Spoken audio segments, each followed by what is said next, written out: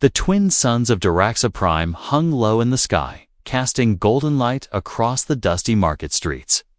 Humans rarely visited this world after the war, but David was no ordinary man. He wore an old Earth military jacket and walked with calm, careful steps. He wasn't here for trade or trouble.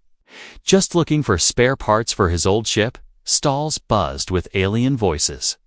Glowing fruit pulsed in metal crates, and strange smells filled the air. David kept his head down, not wanting to draw attention. But fate had other plans. A small tug at his sleeve made him stop. He turned, expecting a vendor, maybe someone trying to sell him glowing worms or laser knives. Instead, he saw a little girl. She looked about 6 or 7, with pale green skin, huge lavender eyes, and silver hair tied in uneven knots. "Human," she whispered, barely loud enough to hear. "Are you single?"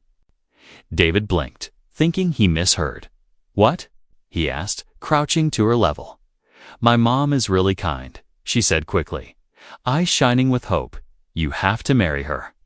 David chuckled awkwardly. "Kid, I think you've got the wrong guy," but the girl grabbed his sleeve tighter. "Please," she said, her voice trembling. "She cries every night. She's lonely, and she's sad. I just want her to smile again." David looked around, expecting a parent or someone watching her. No one. She was alone, her clothes dusty and torn. Her feet bare. He noticed a bruise on her ankle and dirt under her nails. Something wasn't right. "Where's your mom?" he asked gently. The girl pointed down a narrow alley between 2 metal buildings. "She's home," the girl whispered. "Come meet her, please." David hesitated, his instincts warning him this could be a trap, but something in the girl's eyes, something desperate, made him nod. "All right," he said.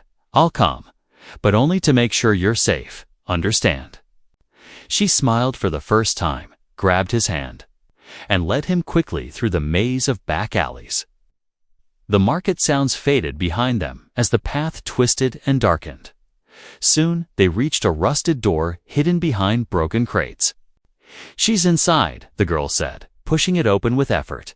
David stepped in, alert, his hand near the hidden knife at his belt. The room inside was dim, lit by a single hanging light.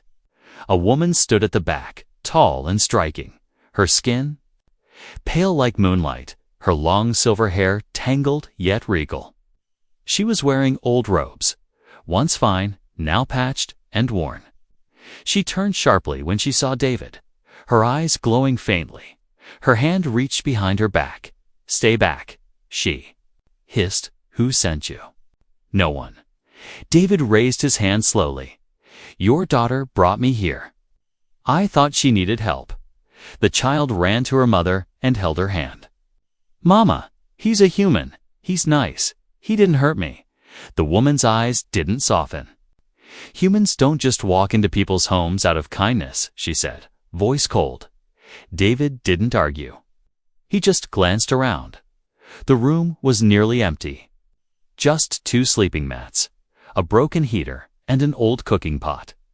This was no trap. They were just surviving. "You're hiding," he said quietly. The woman's eyes flickered. "You shouldn't be here," she said. "Go." "I didn't come to cause harm," David replied. "Your daughter came to me. Said you were sad." And kind silence fell between them. Then the woman sighed, her shoulders sagging. "She shouldn't have done that," she said softly. "She's just a child. She's a brave one." David said, looking at the girl. "What's her name?" The mother looked at her child, her voice gentler now. "Nellie," David nodded. "I'm David," he said. "Former Earth Corps." The woman's eyes narrowed. "That makes you dangerous." David gave a small smile. "Only too bad." People, for the first time, the woman looked uncertain. She reached into a crate and pulled out a small cup, filled it with something warm, and handed it to him. "Drink, then leave," she said. "That's all I can offer." David took the cup but didn't drink right away. He looked at Nellie, who was staring at both of them with big, hopeful eyes. "She really wants you to smile," David said, glancing at the woman. "I think you're the only home she's got." The woman didn't answer. But David saw the shimmer of a tear in her eye, quickly wiped away, and in that quiet moment, David knew he couldn't just walk away. Asterisk rain began to fall on the metal rooftops above as David sat silently inside the small, broken-down shelter. The warm drink in his hand had cooled, but he hadn't moved. His eyes kept drifting between the child, Nellie, and her mother, the woman who hadn't yet told him her name. She stood by the doorway now, arms crossed, a dull shimmer on her skin catching the weak light.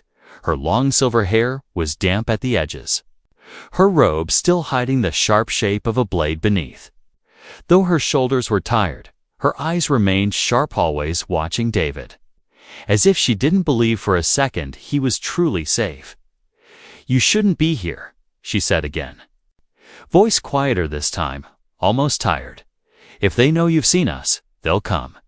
David raised a brow. "Who's they?" "The ones hunting me," she replied, not looking at him. "The ones who took everything." David set down the cup. "I don't work for anyone. I'm just a traveler looking for ship parts." The child, Nellie, leaned against her mother's side, her voice soft. "He helped me when that metal beam almost crushed me in the market." "Mama."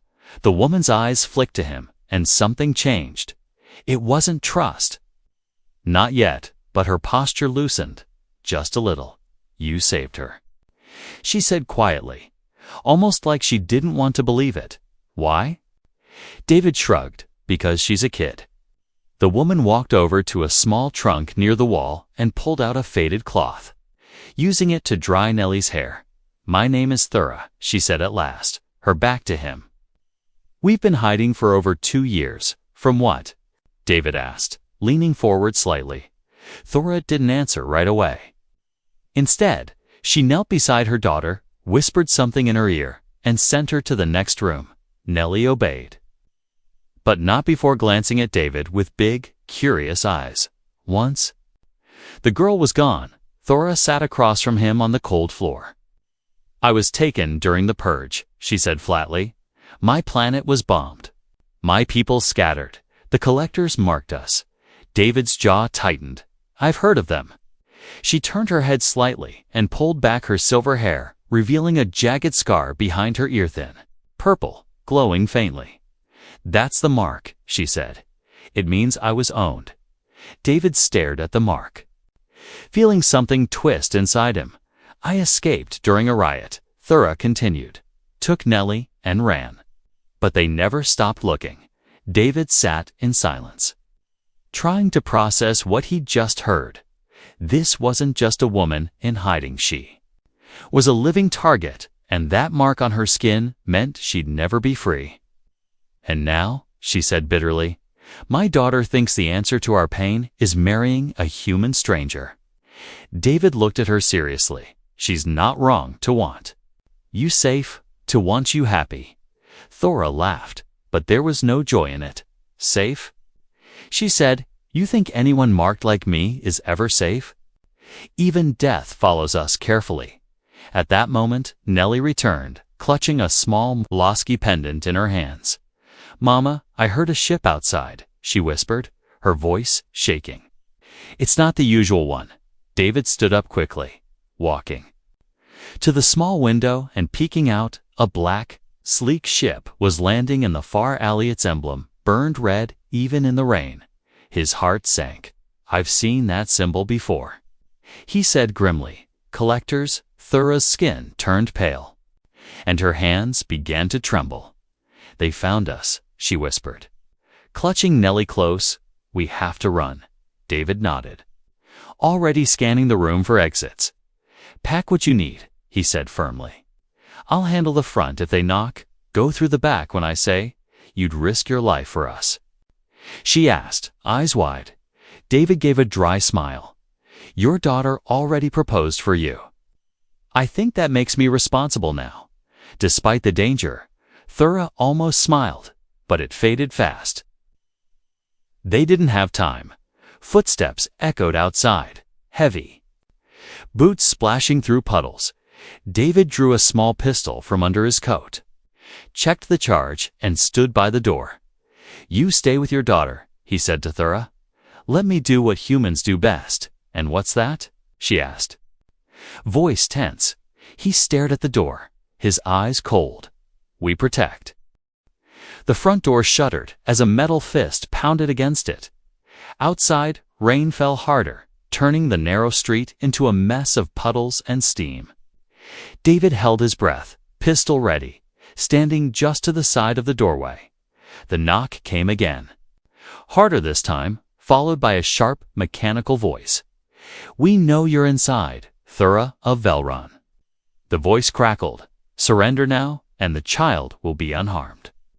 Thura grabbed Nellie and stepped back, hiding behind the curtain. At the rear of the room, the girl buried her face in her mother's robe.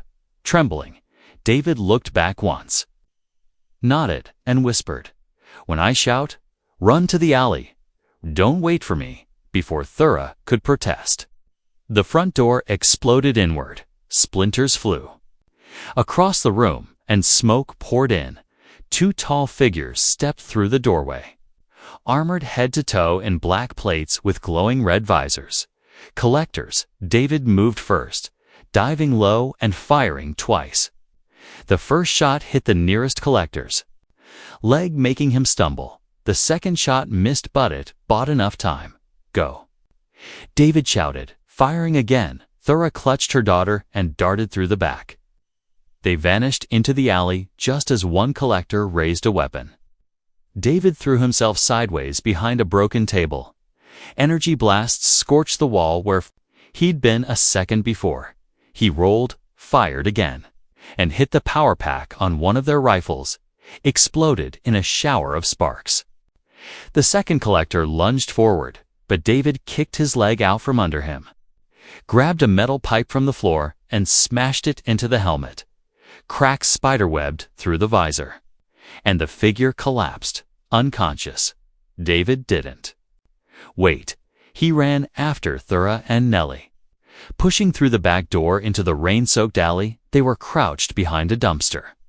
Breathing fast, Thura's eyes met his, filled with shock and fear and something else. "You fought them," she said softly. "You didn't run."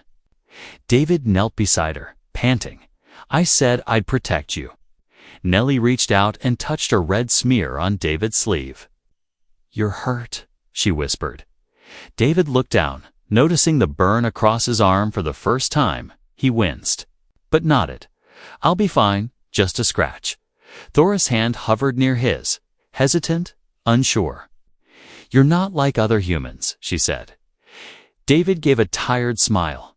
"I get that a lot." The rain began to lighten as they moved through the alleys, heading toward the old spaceport where David had parked his ship. They moved quietly, but their thoughts were loud. When they reached the ship, Thura paused at the ramp. "This isn't right," she said, her voice shaking. "You barely know us, and you're risking everything." David leaned against the doorway, wincing from the burn. "I know enough," he said. "I saw that mark behind your ear, Thura." "I know what it means." She turned away, ashamed, pulling her hair down to cover it. "It means I was broken," she said bitterly. "It means I belonged to them." "No," David said firmly, stepping closer. "It means you survived." Thura looked at him slowly, her eyes wide. "No one talks like that," she whispered. "Not about people like me." "I do," David said, "because I've seen enough war to know who the real fighters are." Nellie sat on the ramp, swinging her small legs. She looked up, her voice small. "Will we be safe on your ship?" David smiled gently. "It's not fancy, but it flies. And it's hidden in the outskirts. No one tracks it easily." He held out his hand, and Thura hesitated. She looked down at her daughter, then back at David. "What are you expecting in return?" she asked cautiously. David chuckled. "A quiet ride and maybe some help cooking." Thura stared at him like he was mad. No promises. Human, she said, no trust. Fair enough, David replied. But we keep moving together. All right. She nodded slowly, then stepped onto the ship. And for the first time since her capture, Thura walked without looking over her shoulder. As the hatch closed behind them, Nellie whispered to her mother, I told you he was kind, and for just. A second only one Thura smiled. David's ship, the Star Raven, lifted off quietly under the cover of dawn. Its thrusters purred low, just enough to rise above the rusted landing field and vanish into the heavy clouds of Daraxa Prime inside. Thura clutched Nellie tightly, her eyes darting around the cramped cabin like a wild animal expecting a cage to snap shut. David sat in the pilot seat, silent eyes locked on the navigation screen. The collector's ship was still parked back in the alley, smoking from the damage he'd left behind. But they wouldn't stop. He knew it. In the co-pilot seat, Nellie stared in wonder at the blinking lights and floating display panels. This is your home? She asked. David nodded. It's not big, but it's mine.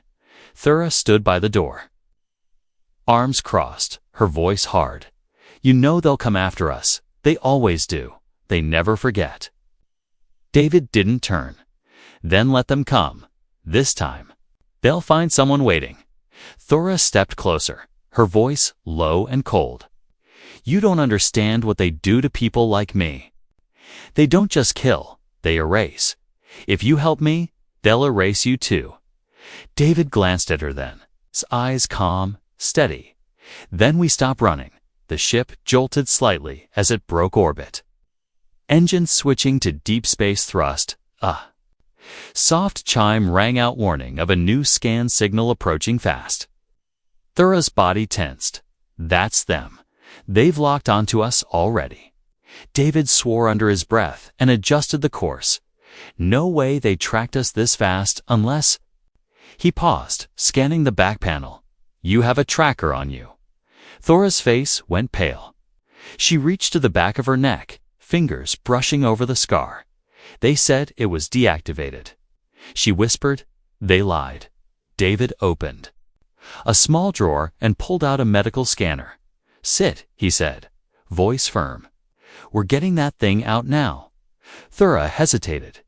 It could kill me if removed wrong. David's eyes locked on hers, and if we don't, we're dead anyway, with careful hands.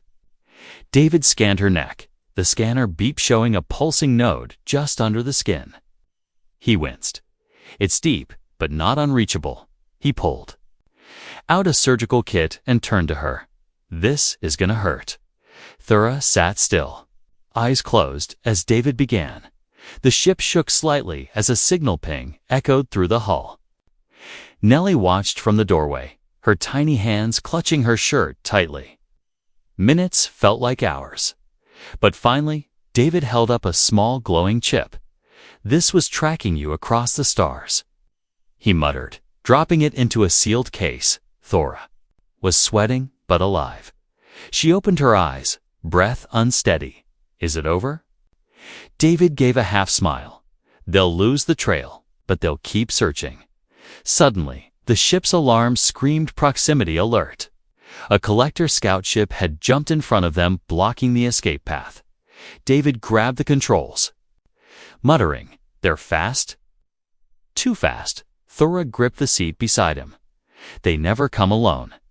If that's a scout, the destroyer's not far. David checked his weapons panel, 2 plasma blasters and 1 EMP torpedo. Not enough. But maybe enough to send a message. He looked back at Thura. You want to run again? She shook her head slowly. No, she said. Not anymore. He nodded. Flipping the ship's weapon systems online. Then let's show them what happens when prey fights back. Nellie crawled into a small seat, clutching a stuffed toy she had pulled from her bag. Mama, she whispered, don't let them take us again. Thura kissed her forehead. They won't. Not this time. David turned the ship hard. Dodging the scout's first volley of fire, he aimed the EMP. Torpedo and fired, a bright blue wave exploded across the enemy hull. Disabling its shields, hit, he muttered. But we've only got seconds. A second ping echoed, another ship, incoming, massive, armored, a collector destroyer. It filled the screen like a black wall of death. David took a deep breath. If we run, they'll chase. If we fight, we probably won't win, but we'll make them bleed. Thora stepped forward, her voice clear. We fight. David smiled, just a little, and powered up all weapons for the first time in a long while. Thora stood, not as a victim, but as someone ready to fight beside him. And in that moment, David knew whatever happened next, they would face it together. The stars blurred past as the Star Raven punched into hyperjump. Behind them, the collector destroyer spun out. Damaged from the final strike David had launched, but they'd only bought time, not peace. David sat in silence, knuckles white. On the controls, beside him, Thora was pale but steady. Her arm bandaged from a blast during the escape. Nellie slept in the back, curled in a hammock. Her stuffed toy clutched tight to her chest. They were safe for now. We can't keep running, Thora said softly. They'll keep coming. David didn't reply at first. His eyes were locked on a flashing symbol on the nav screen. I know where we're going, he finally said. It's not far, but it's protected. Off-grid and human-controlled. Thora looked up, confused. There's still a human outpost this deep in alien space. David nodded. Barely. It's not official anymore, but I know the guy who runs it. Thora narrowed her eyes. You trust him? David's voice turned firm. He saved my life during the war. 2 hours later, the Star Raven came out of hyperspace above a dead moon. From orbit, it looked lifeless gray, cracked, silent. But as David entered a series of old command codes, a section of the rocky surface shimmered, an energy shield flickered, and a massive door began to open underground. A voice crackled through the comms. Deep and gruff, only one human still knows that code. David Reese, is that you? David grinned. Hello, Captain Rayner. The voice chuckled. What in hell did you drag in this time? The Star Raven descended into a hidden hangar. The roof ceiling shut behind them. As the ship touched down, Thora looked out the window and gasped. Hundreds of old Earth ships damaged, rusting, but alive lined the hangar walls. Humans moved. Among them, repairing, training, building. David turned to her. Welcome to Black Hollow Outpost. When the ramp lowered, a tall, broad-shouldered man with a cybernetic eye walked up. David Rayner said with a grin, You look like you've been dancing with death again, David chuckled. She brought friends. Nodding toward Thora and Nellie, Rayner's smile faded as he studied them. He noticed the scar behind Thora's ear and nodded grimly. Collector marked, he said quietly. You brought trouble with you. They need shelter, David said, his voice hard now. They're not just refugees. They're survivors. Rayner looked at him for a long moment, then at Nellie, who had peeked from behind her mother's leg. She looks half-starved, he muttered. Get her food, now. He waved over a young soldier who quickly took Nellie to the kitchen. Rayner turned back to David. You're asking a lot, my friend. David nodded. Then I'll give a lot. Rayner raised a brow. Like what? David took a deep breath, then looked at Thora. I marry her, he said, loud enough for others to hear. By Earth Code 12, Union of Protection. The room went silent. Even Thora froze, staring at him in disbelief. What are you doing? She whispered. Shocked, David didn't look away. It's the only way to make her untouchable. If she's my wife, under Earth law, the collectors can't touch her, not without declaring war. Rayner scratched his beard. You sure about this? David nodded. Yeah. Thora stepped back, her face unreadable. You don't have to do this, she said slowly. You've already done more than enough. David finally looked at her, his voice softer. I'm not doing this out of pity, he said. I'm doing it because I care, because Nellie deserves to stop living in fear, and maybe you do too. Thora looked down at her hands, shaking slightly. Her whole life had been fear. Shame, hiding, but this man, this human, stood in front of her, offering more than shelter. He was offering dignity. She stepped forward, lifted her chin, and said, "Then I accept." Rayner clapped his hands. "All right then, bring the witness forms." "We've got ourselves an Earth Union wedding." From a nearby corridor, Nellie returned.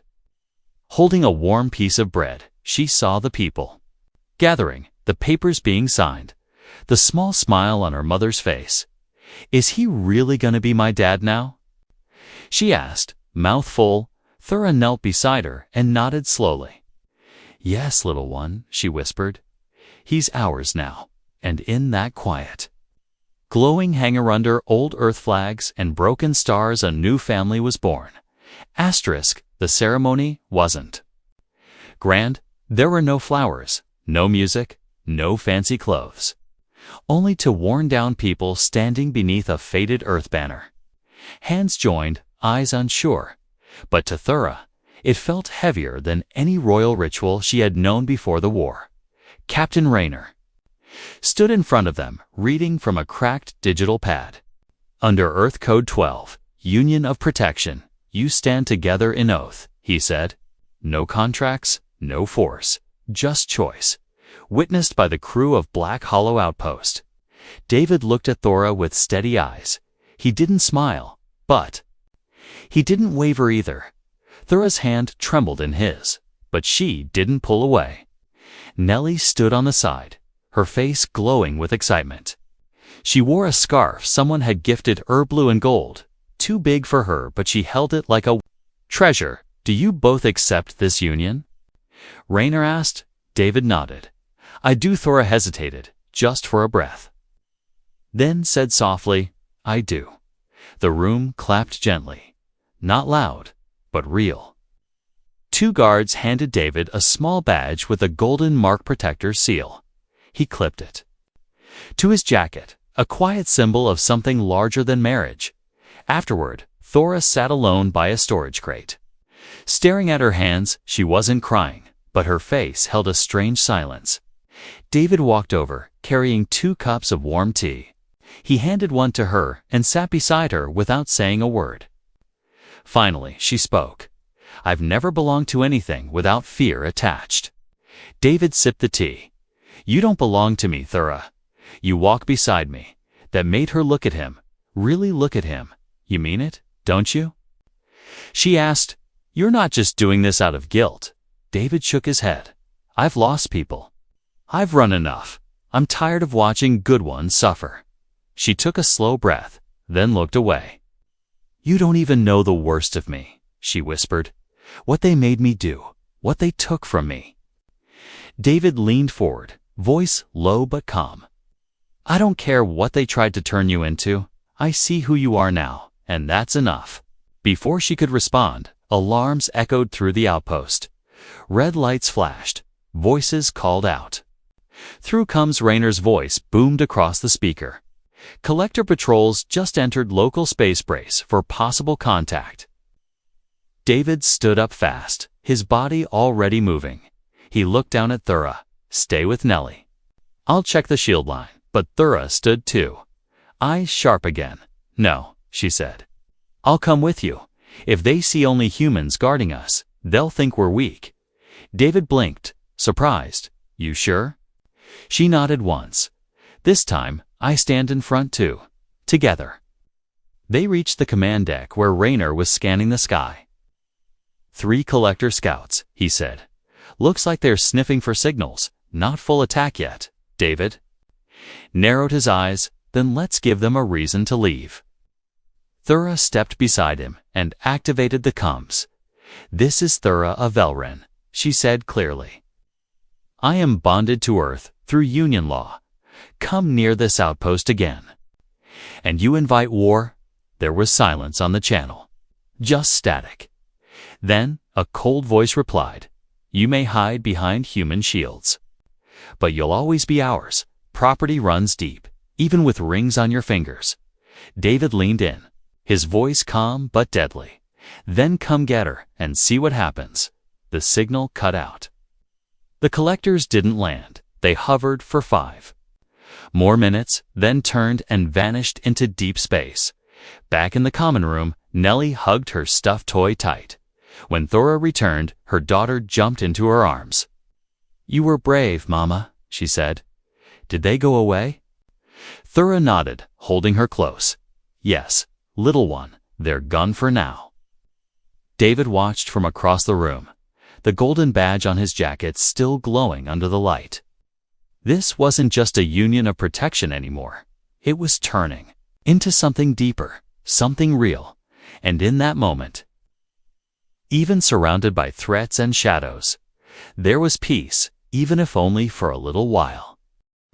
The night passed without alarms, without whispers of ships overhead. For the first time in years, Thora slept through the darkness, not with one eye open, not with a knife hidden under her pillow, but truly slept peaceful and warm. David woke. First, stepping quietly into the hallway of the outpost, he stretched his arms, breathing in the cold metal air. Then he stepped outside, out beyond the inner gates, where a hill of grass and old wreckage overlooked the stars. This moon was dead, yes, but the humans here had brought life to it. Green patches now spread across the horizon, gardens fed by recycled water, and the first signs of trees reaching for the twin suns. He stood quietly, watching the light rise. 2 suns side by side, just like 2 lives trying to find balance. He didn't turn when he heard footsteps behind him. Thora came to his side, her robe blowing gently in the breeze. "Couldn't sleep?" she asked, her voice still soft from waking. David smiled faintly, too peaceful. "I'm not used to it anymore." She looked out at the sunrise, her eyes wide, glowing golden in the new light. "I thought I would never feel safe again," she whispered now. "I don't feel fear." He glanced at her. "You're stronger than you know." "I'm only strong because I have something to protect," she said. "Someone to trust." David nodded. "Same here." Just then, a tiny voice echoed behind them. "Wait for me." They turned to see Nellie running up the hill, her scarf trailing behind her like a cape. She carried a piece of bread in one hand and her stuffed toy in the other. "You went without me," she pouted, planting herself between them. "Sunrise is for families." Thora knelt down, brushing a strand of silver hair from her daughter's face. "You're right," she said. "We'll always watch it together now." David sat on the edge of a flat rock, and Nellie jumped on too. His lap without hesitation. "You're not just a human anymore," she said proudly. "You're my papa now." David blinked, caught off guard. He looked at Thora, but she only smiled and nodded. "You okay with that?" she asked quietly. David wrapped an arm around the little girl and said, "Yeah, I think I like the sound of that." Nellie leaned against his chest, eyes watching the sky. "What happens now?" she asked. "Are the bad ones really gone?" Thora answered this time, "They might come back someday, but now we have a home, and we don't run anymore." Behind them, the outpost began to stir. Soldiers trained in the courtyards. Engineers checked the ship lines, and an old radio played music. From Earthsoft, steady, human, Raynor passed by with a grin, nodding at the family on the hill. "Looks good on you, Reese," he called out. "The married life suits you." David laughed under his breath. "Still feels strange, but not wrong," Thora added gently. David looked at her then, really looked. She was no longer the woman hiding behind broken walls and shame. She stood tall, unafraid. Not because he saved her, but because together they fought for something new. A new life, a new bond, a second chance. The twin suns rose higher, bathing the hill in warm light. Birds from another world flew in lazy loops over the green field. And for the first time in years, there was no mission, no fear, no running. Just three souls watching a new dawn together, one born of pain, but rebuilt through love, trust, and something rare across the star's hope, and somewhere deep in space. A collector ship read the latest Earth registry. It paused when it reached the name Thora Velron Rees, Earth-protected citizen. Bound by Union law, and it turned away because even monsters know not to chase what now belongs to humanity.